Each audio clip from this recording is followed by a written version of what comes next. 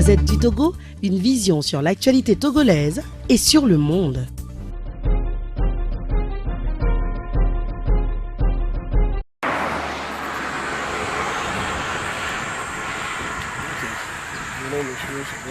On va parler, on va discuter. Ok.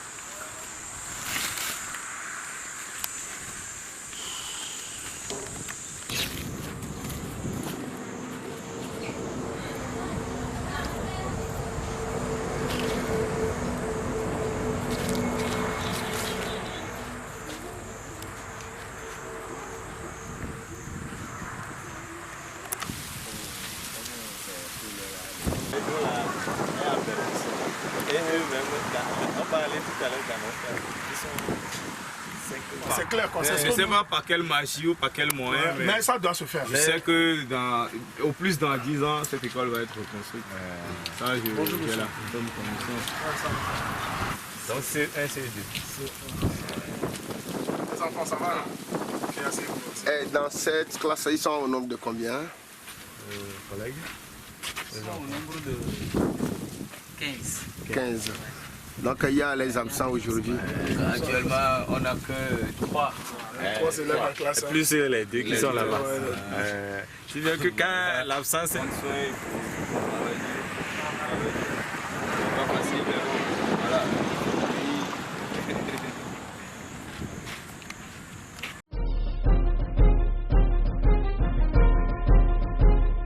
Bonjour monsieur le directeur. Bonjour monsieur. Et pourquoi vous avez surnommé l'école EPP, école Bella Bello?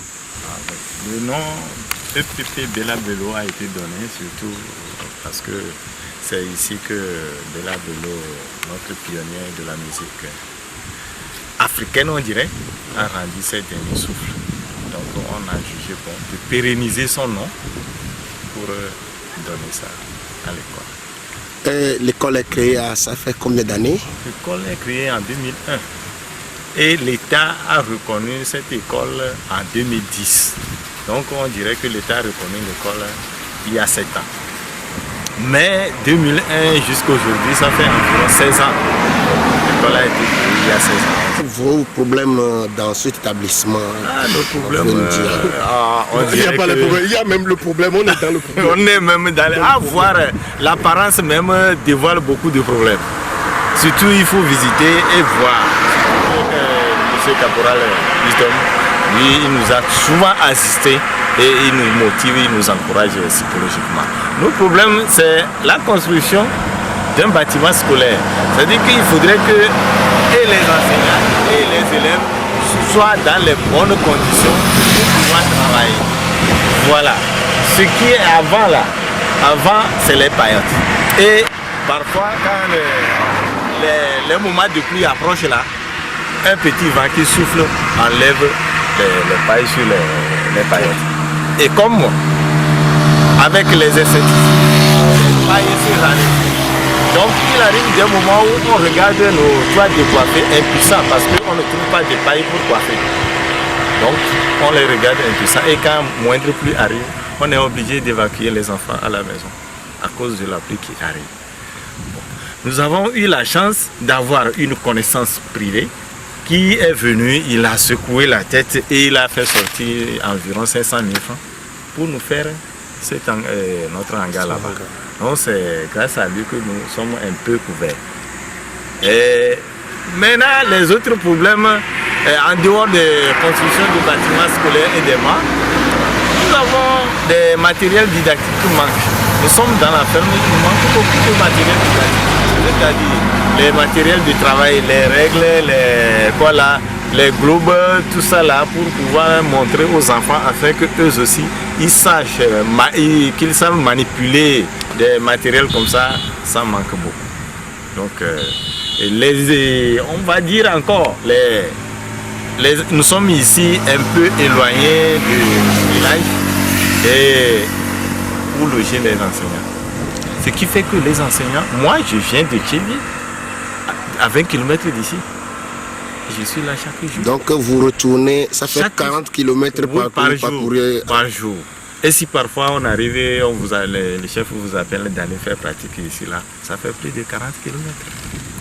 Alors, les autres collègues aussi, ils viennent de l'Agbelevé, à 10 km. Ici. Oui, Agbelevé. Donc, ça dit qu'on n'a pas où rester. Donc, alors que rester à côté du travail, c'est ça qui assure le bon travail. C'est ça qui assure le bon travail. Donc, nous avons malheureusement ce problème aussi qui mine le bon déroulement de nos travaux. Mais on s'est donné le courage, que ça va aller. Que ça va aller. Et surtout à votre venue, on se dit que Dieu est aidant. Dieu va vous aider, vous soutenir pour que les appels que vous allez lancer, ça puisse avoir des faits positifs. Merci, monsieur. C'est sur nom. IEPP sur nom, qui s'est basé à Guadeloupe. EV. EV. Entre-temps, EV, ça veut dire enseignant volontaire. Entre-temps, l'État avait jugé bon d'aider un peu les enseignants volontaires. Mais il avait suspendu, il y a de cela 4 ans, je dirais, ils ont suspendu. Donc, aucune aide financière. Et la communauté qui avait appris que l'État essayait d'aider les volontaires, maintenant, comme c'est suspendu, on leur lance ça dans les oreilles, ils comprennent difficilement. Ce qui fait que notre EV là, il est en train de souffrir, je dirais. Il est en train de souffrir. Parce que rien ne l'attend à la fin du mois. Or, nous, par exemple, on touche un peu. Ça ne suffit pas. Et quelqu'un qui ne touche rien là, comment il va se débrouiller? Bon, mollo aussi un peu. Alors, les enfants trouvent un peu de métayage là. On lui glisse un peu quelque chose parce que parfois, je dis un peu quelque chose parce qu'on ne peut pas lui donner tout parce qu'il y a aussi des craies à acheter. Et cette année, tenez-vous bien, nous sommes 4. C'est un est en permission. Nous sommes 4. L'État, je dirais, via inspection, nous a donné 3 boîtes de craie. Pour toute une année. 3 boîtes de craie pour toute une année. Bien sûr. Depuis la rentrée. 3 boîtes de craie. Je sais que je parle sur l'international, c'est pourquoi j'ai... Ouais, il faut parler. C'est maintenant qu'il faut parler. Tout ce que vous avez. C'est maintenant qu'il faut parler. 3 boîtes de craie. Cahiers journaux pour travailler. On nous a donné 2 ou bien 2, c'est la moitié, non? On nous a donné la moitié. On nous dit d'acheter nous-mêmes la moitié. Vous avez trouvé l'argent où? On dit que financement de l'école. On a financement de l'école. La fois dernière, on est parti recevoir 30 000. Qui est financement des écoles? C'était 120 000. Maintenant, l'État a essayé 120 000 pour une année. Et on fait des cotisations, on laisse ça. Maintenant, l'État a essayé de morceler ça en 3 parties. Donc, l'année pour laquelle l'argent, les 120 000 là sont destinés, on partage 120 000 là en 3 parties. Dans cette année-là, on prend deux moitiés de ça là. C'est-à-dire quand on divise par 3 là, on laisse un tiers et on nous donne 2 tiers. Et dans les 2 tiers là, voyez-vous qu'une école qui doit acheter les craies, acheter les bics, acheter les cahiers pour que les enseignants préparent les fiches et les craies. Nous consommons les craies comme on respire. Et l'établissement compte combien d'élèves à peu près? 125 élèves. 125 élèves. Et vous, les enseignants, vous êtes au nombre de 4. Et un EV. Un EV, qui ça dit qu'il n'est pas payé par l'État. Et la communauté aussi difficilement, puisque je parlais qu'ils avaient appris que l'État aidait. Et maintenant, comme l'État a suspendu, eux, ils comprennent mal. Donc, aider nos collègues, c'est un peu difficile. Merci beaucoup, monsieur. Donc, nous restons les bras à genoux, les bras ouverts, vers tout donateur pour venir au secours des enseignants, surtout au secours de l'EV.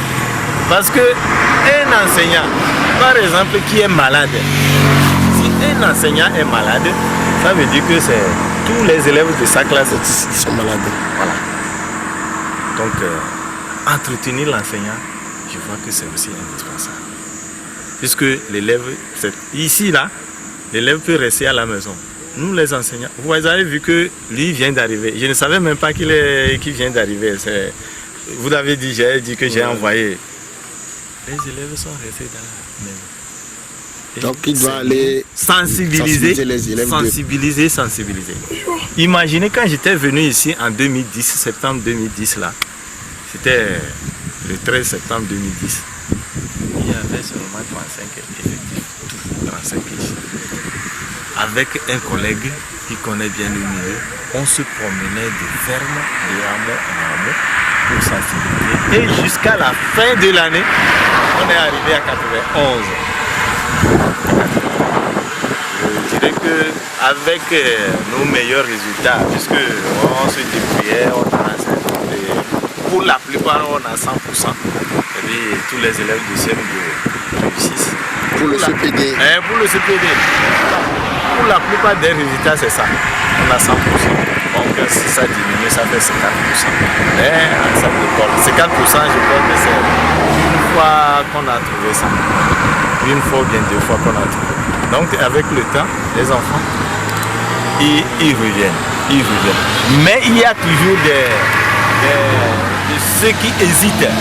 Parce qu'ils se disent que nous sommes dans la famille, ils se disent qu'on ne peut pas trouver une école construite en bâtiment bien garni, par exemple à Kvevego et à Balokofe, c'est de beaux bâtiments là-bas, et ils ne peuvent pas trouver ça et venir et envoyer leurs élèves ici, et chaque fois problème de paille, chaque fois problème de bois, et ce qui perturbe selon eux le cursus scolaire des élèves là, ce qui fait que les natifs de Kouni envoient leurs enfants à Balokofe. Donc le village même, le nom du village même c'est Kouni. C'est Kouni. Oui, c'est Kouni. Kouni.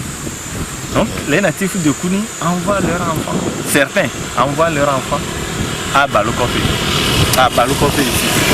L'autre à Kvevego. Donc quand vous continuez un peu, il y a un peu Kvevego au bord de la route. Donc voilà en quelque sorte la situation que nous vivons dans cet établissement. Bonjour. Bonjour les internautes, voilà. Présentez-vous.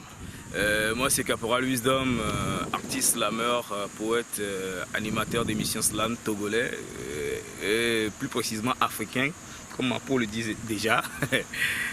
Voilà tout moi. Et nous sommes aujourd'hui dans un village pas trop loin de Thiélié, qui est un village qui s'appelle Kouni. Nous sommes dans un établissement qui s'appelle EPP Belabelo. Comment vous avez fait pour découvrir cet établissement? Tu sais, la majorité de ceux qui me connaissent savent que je suis un chercheur.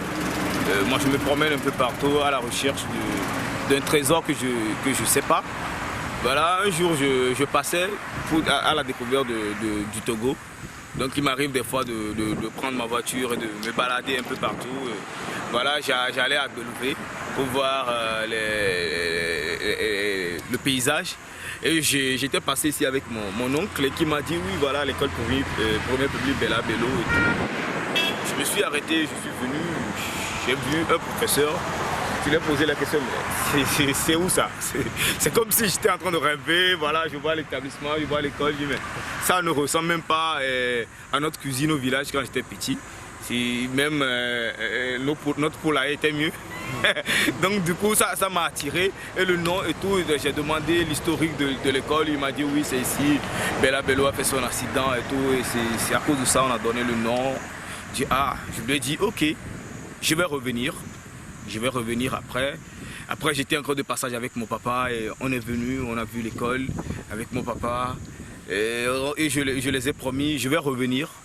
Je vais tout faire pour que cette école ait une visibilité, que cette école soit construite comme les autres écoles dans les entourages et tout. Et en décembre passé, je suis revenu. Je suis revenu faire des dons de cahiers, de pics et d'habits et tout. Je suis venu avec des habillements, avec le collectif des femmes leaders. Pour une deuxième fois, on est venu. Et aujourd'hui, je suis avec Rodé. Je suis toujours avec Rodé. histoire de montrer aux gens, quand on parle de l'école primaire publique Bella Bello, il y a beaucoup d'écoles aujourd'hui au pays qui sont dans des situations pas possibles. Mais moi, en tant qu'artiste, c'est cette école qui m'interpelle premièrement. Tu vois, parce que ça porte déjà le nom, pas d'un artiste, mais d'une légende de la musique africaine.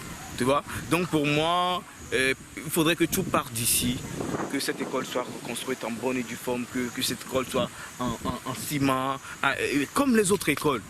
Parce que aujourd'hui, quand on parle de l'éducation, quand on parle de la nation, on ne peut pas avoir une nation sans éducation. Si les gens ne vont pas à l'école, qui va diriger le pays? Même si le rêve n'est plus permis, au moins certains doivent aller à l'école. L'école primaire est aujourd'hui gratuite, certes. Mais quel enfant de ministre y va? Les enfants de ministre n'y vont pas. À l'école primaire qui est gratuite. C'est nous, les pauvres, c'est nous, la population. Et l'État, aujourd'hui, moi je suis conscient que l'État c'est moi, l'État c'est toi, l'État c'est tout le monde. Donc, il faudrait que chacun se dise quelle est ma responsabilité. Qu'est-ce que moi, en tant que citoyen togolais, je peux faire pour qu'une école soit construite, pour qu'un enfant peut aller à l'école. Aujourd'hui, il y a le projet Demain, il fera beau, qui consiste à faire des dons de fourniture de Lomé à Saint-Cassé pour des orphelins, au moins 2 villages par région. Et bientôt, le 20 mai, il y a un concert. Et concert de mobilisation de fonds qui se fera à l'Institut français avec la complicité de mes amis burkinabés et béninois, Gopal Das et Balims, qui viendront soutenir le concept et dire oui, si le Togo a un problème, c'est pas seulement le Togo, c'est toute l'Afrique qui a un problème. Donc il faudrait qu'on se mobilise ensemble pour qu'on fasse. Moi, mon plus grand rêve, c'est que d'ici 10 ans, cette école soit construite. Je ne sais pas par quel moyen, mais je crois que Rodé a les mêmes rêves, il a les mêmes ambitions, et ensemble, nous allons tout faire, et nous appelons toute personne de bonne volonté pour construire ça. Pour construire un pays, ce n'est pas l'histoire d'une seule personne, c'est l'histoire de tout le monde. Quand j'avais publié la photo de cette école sur Internet, il y a des gens de la diaspora qui m'ont dit qu'ils vont relayer l'information. Après, il m'a dit, Caporal, tu sais, j'ai contacté des amis, ils nous ont dit oui, qu'ils ne sont pas de Kouni, ils sont de Palimé, qu'ils préfèrent aller voir une école à Palimé. Mais ils ne le feront jamais. Et si les gens de Lomé disent que l'aéroport international Nassimbe Yadema, c'est le nôtre, les gens de Tchévié allaient descendre à Tchévié, ils vont sauter des États-Unis pour arriver à Tchévié, à Palimé. Donc, moi je ne suis pas de Tchévié, je ne suis ni de Kara, je ne suis ni de Sokoré, ni d'Anero, moi je suis un Togolais. Tu vois, moi je suis un Togolais et tout ce qui constitue un problème au Togo, ça m'intéresse et ça me touche parce que je porte le sang et j'ai des obligations envers ce pays, j'ai des dettes envers ce pays, c'est d'aider quelqu'un à prospérer, c'est d'aider un enfant à aller à l'école, c'est d'aider un enfant à réussir. Si moi j'aide un enfant à réussir et que 1000 personnes en font autant, ça veut dire qu'on aide 1000 personnes, 1000 enfants à réussir. Et dans 10 ans, disons dans 13 ans, un enfant qui va au cours primaire, au CP, aujourd'hui dans 13 ans, il aura son bac. Si on a 1000 enfants qui, en 13 ans, d'ici 2030, ont leur bac et qui peuvent construire ce pays, eux aussi ils vont aider peut-être 10 000 enfants, qui vont encore aider 10 000 enfants, qui vont encore aider 10 000 enfants, ainsi de suite. Dans 30 ans, ce pays va prospérer. Donc l'appel est lancé. Moi, je ne veux pas parler au gouvernement. Je ne veux pas parler au gouvernement, je veux parler à mes frères togolais. Les gens du gouvernement, tout ce qui nous concerne, peut-être ne les regarde pas. Parce qu'ils n'ont pas leurs problèmes là. Leurs enfants ne vont pas à notre école, les enfants ne vont pas à nos hôpitaux, les enfants ne fréquentent pas et là où nous on fréquente, leurs enfants n'ont pas faim. C'est nous qui avons faim. Nous, on mange à peine demi-fois par jour. Quand je parle de demi-fois par jour, ça veut dire que la personne ne mange... C'est un repas qui n'est pas constitué de protéines, ni de lipides, ni de glucides. Soit c'est du protéine, soit c'est du glucide, soit c'est du lipide. Et bon, on fait que remplir notre ventre, on mange pas, on ne vit pas, on ne fait que exister. Caporal, je vais ajouter quelque chose. Enfin, les bourgeois disent souvent à leurs enfants à table, est-ce que tu as bien mangé? Et les pauvres disent à leurs enfants, est-ce que tu es rassasié? Vous comprenez? C'est vraiment deux phrases différentes. Tu as bien mangé? Tu es bien rassasié. Mais quoi, le mien, on bien abe. Au dopoa. Ou bien abe viobe. Au dounou nous aider. Tout que les noirs mais donc il est temps Monsieur, faut pas dire que Rodé a coupé la parole. Non, time is money. Mais là il dit gagner mias auto ai. Mais a gagner mias si bolo. Mais des taureaux rami quoi. Ou bien capot c'est ça non? Oui, c'est ça. Même si c'est 100 francs, même si c'est 200, ça peut aider un enfant ici. Ça peut payer du Purata pour l'école parce qu'il n'y a même pas de puits. Il n'y a même pas de puits ici et les enfants ne font pas l'eau. S'il te plaît, Caporal, s'il te plaît. Cette école n'a pas de puits, cette école n'a pas de WC. Cette école, c'est pour la première fois moi je viens et que je vois une bonne dame pendant la récréation. Ça veut dire qu'avant il n'y avait même pas de bonne dame qui venait vendre ici. Les enfants viennent à l'école à 7 h, ils restent affamés jusqu'à midi avant de rentrer chez eux à la maison. Peut-être qu'à la maison ils ont quelque chose à manger, Dieu seul sait. Et très souvent, des enfants prennent le ventre comme s'ils ont mal au ventre, mais en fait, ils ont faim. C'est la faim. Un enfant qui a, on dit souvent le ventre affamé n'a point d'oreille.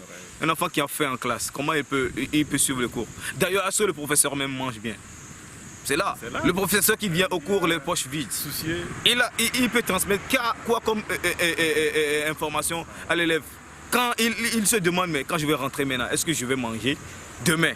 Qu'est-ce que je vais manger? Un enseignant qui est enseignant volontaire et qui est là et qui n'est pas payé par l'État et qui n'est payé par personne. Il le fait juste parce que c'est sa passion. Il a envie de donner son savoir, il a envie de partager son savoir. Mais s'il est dans des conditions où il doit marcher d'AW à ici à 10 km, aller-retour ça fait 20 km, le professeur doit marcher 20 km pour venir transmettre un cours et rentrer les ventres vides. Vous imaginez ça? C'est pas facile. C'est pas du tout facile. Alors l'appel est lancé, touchez vos cœurs, touchez vos mentalités, parlez vous-même, que votre conscience vous dise oui, il est temps que moi aussi je contribue d'une manière ou d'une autre à la construction de ce pays. Et c'est seulement ainsi que demain il peut faire beau, que ce soit à Lomé, que ce soit à Kalimé, dans n'importe quelle ville du Togo. Moi, j'ai la ferme conviction que demain, il fera beau. Et ça va commencer par toi, ça va commencer par moi, ça va commencer par nous tous. Alors que Dieu bénisse le Togo, que Dieu bénisse ces professeurs qui ne se soucient pas d'eux, mais qui se soucient de ses enfants. Des enfants d'autrui qu'ils ont fait d'eux leurs enfants et qu'ils donnent le maximum, le minimum, tout ce qu'ils ont comme savoir pour que ces enfants puissent réussir demain. Que Dieu les protège, que Dieu leur donne la santé et que Dieu bénisse aussi nos dirigeants qui savent bien que ces écoles ont besoin de soutien et qu'ils vont réagir bientôt, je le sais bien. Je sais qu'ils vont réagir. Je sais qu'ils vont réagir. C'est juste une question de temps. Alors on attend que l'heure la sonne. C'est demain, c'est juste demain. Donc on attend leur signe. Moi je sais que d'ici peu de temps je viens, l'État va construire, le gouvernement va construire cette école. Je sais que le gouvernement va construire cette école, on va revenir et il y aura des gazons un peu partout ici où les enfants peuvent jouer. Il y aura un bâtiment bien construit. Oui, je sais que le gouvernement va faire ça. Donc, s'il vous plaît, nous sommes chez vous. Vous êtes chez nous. Nous sommes chez nous, entre nous. Donc, agissez, c'est le moment ou jamais. C'est maintenant et maintenant. C'est maintenant et tout de suite. C'est maintenant ou jamais.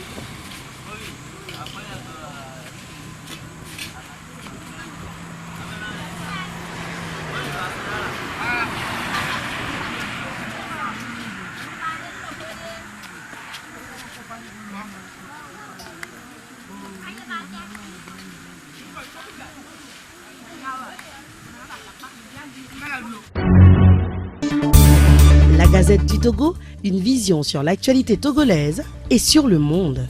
Rejoignez-nous sur le www.lagazettedutogo.com ou sur nos comptes Facebook, Twitter et YouTube. Pour tout contact, écrivez à contact@lagazettedutogo.com ou appelez le 92 80 88 53. La Gazette du Togo, c'est l'information en continu.